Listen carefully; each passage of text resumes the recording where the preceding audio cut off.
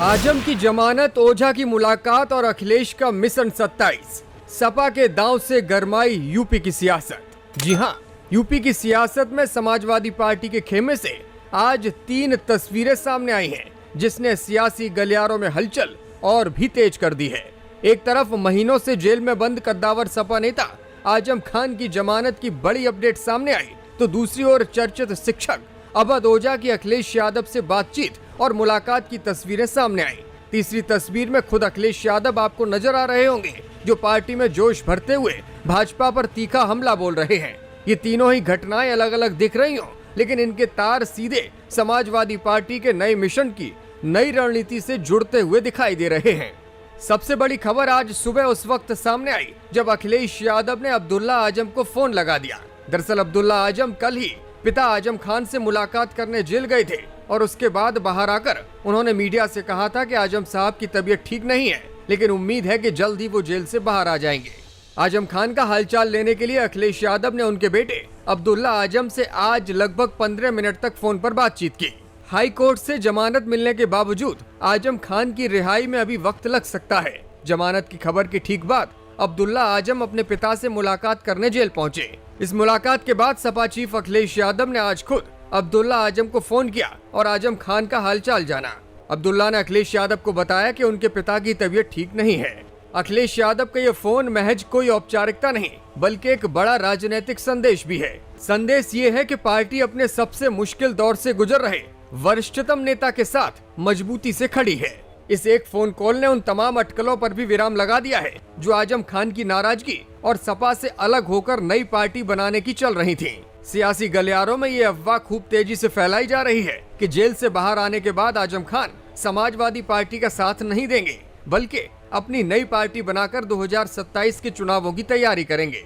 लेकिन अखिलेश यादव की ये फोन कॉल और आजम के प्रति उनकी सक्रियता इस बात का साफ संकेत है कि वो ऐसा नहीं होने देंगे। अब सबकी निगाहें इसी ओर टिकी हैं कि जेल से बाहर आने के बाद आजम खान किस तरह से अपना रुख अख्तियार करते हैं और क्या अखिलेश यादव उनसे मुलाकात करने रामपुर जाते हैं। जेल में अपने पिता से मुलाकात के बाद अब्दुल्ला आजम ने मीडिया से रूबरू होते हुए क्या कुछ कहा, वो भी आप सुनिए। और परिवार के बीच में महज एक मुकदमा बाकी हुआ है, क्या उम्मीद है कि कितनी जल्दी उस हम तो न्यायालय पे भरोसा है और उम्मीद है उसका ऑर्डर रिजर्व है, जल्दी ऑर्डर आएगा। तो माना जाए कि जल्दी ही आजम खान साहब जो है, आप दुआ कीजिए, दुआ कीजिए, हम सभी कर रहे हैं, आप भी कीजिए। उनके कार्यकर्ताओं को भी उम्मीद है कि वो नहीं, बहुत से लोग हैं जो उनके लिए दुआ करते हैं। सर क्या उम्मीद है उस मामले को लेकर? उस मामले को लेकर क्या उम्मीद है, कब तक जमानत? उम्मीद के बारे में कहना सही नहीं है क्योंकि मामला कौन सा मामला अब रह गया? एक ही है मुकदमा जिसमें एक और समाजवादी पार्टी जहां अपने पुराने दिग्गजों को साधने में लगी है, वहीं पार्टी ने नए चेहरों के लिए भी दरवाजे खोल दिए हैं।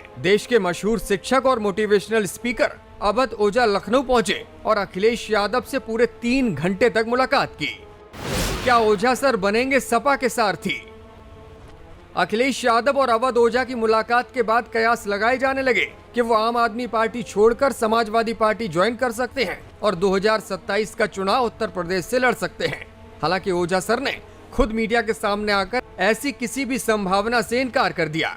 उन्होंने अखिलेश यादव की जमकर तारीफ की और उनके नेतृत्व को भविष्य के लिए जरूरी भी बताया। उन्होंने कहा कि अखिलेश यादव ने जिस तरह से केवल शिक्षा के मुद्दे पर 3 घंटे तक मुझसे बातचीत की, उससे पता लगता है कि वो कितने सजग नेता हैं। अखिलेश यादव जिस तरह से राजनीति और सामाजिक मुद्दों को लेकर युवाओं को जोड़ रहे हैं, वो काबिले तारीफ है। उनका दृष्टिकोण भविष्य को ध्यान में रखते हुए आज के युवाओं के लिए एक नई दिशा है। है तो जब भी वो मुझे किसी बात का आदेश करेंगे मैं उसका पालन करूंगा। कंपेनिंग की भी बात करें तो कंपेनिंग एकदम करेंगे, तिवारी जी करेंगे। हाँ बिल्कुल। पहली बार कोई नेता मुझसे 3 घंटा सिर्फ शिक्षा पे बात करता रहा। मतलब शिक्षा के विभिन्न पहलू, शिक्षा मतलब पहली बार भारत में कोई ऐसा नेता जिसके साथ में बैठा और 3 घंटे सिर्फ शिक्षा की बात होती रही। तो स्वाभाविक तौर पर अगर वो किसी तरह की, हाँ लेकिन चुनाव नहीं लड़ेंगे ये स्पष्ट कर दे रहे हैं। कहा जाता है कि राजनीति संभावनाओं का दौर है और बयानों के आधार पर किसी भी दिशा को तय नहीं किया जा सकता।